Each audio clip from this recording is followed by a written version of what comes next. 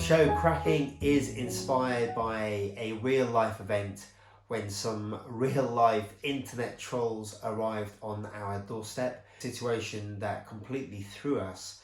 We had no idea how to deal with it, and it soon became apparent to the both of us that we were completely out of our depth.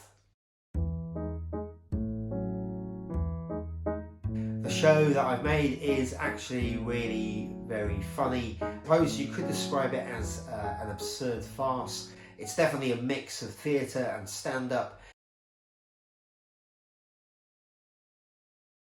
Funny, poignant, thought-provoking. You could say that was 4 words. A lot of the shows that I make, a lot of the stories that I tell are set on the Isle of Anglesey, which is where I was brought up. It's where I spent my entire childhood.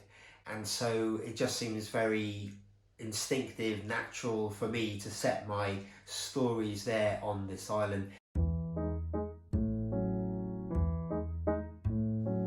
When audiences leave this show, they definitely have had a good laugh.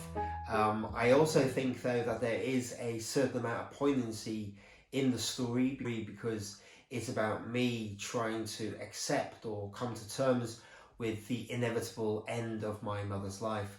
It's also quite thought-provoking because I guess it asks some pretty difficult questions about how do we deal with each other when we feel completely and utterly diametrically opposed to one another around certain issues.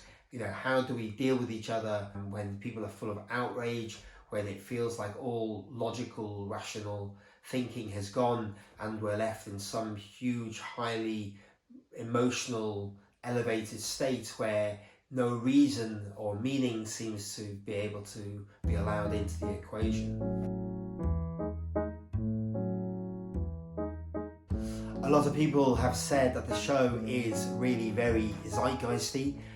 It's very much about the culture that we're living in, where people get suddenly very outraged by something, where lines are drawn. Some people understand the lines that are drawn, other people don't. Some people find one thing funny, other people find the same thing to be outrageous.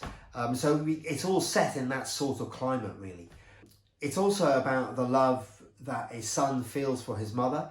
It's the story about me and my mother and how she's getting older and how her inevitable death is approaching and how we are both sort of trying to find a way of dealing with that, really. It's about me looking for a way to say goodbye to my mother before she dies. And having those two narratives running side by side, the narrative of the internet trolls and the narrative of me and my mother, having those two narratives running side by side makes the whole thing a lot more complicated, a lot more dramatic, a lot more surprising, really throwing you around emotionally. Although essentially the whole show is a comedy. I think that what I really enjoy doing is taking an audience into a story where it's unclear exactly what's real and what's fiction. I like kind of blurring the boundaries between things that actually happened and things that didn't happen but could have happened or might have happened or are slightly misremembered.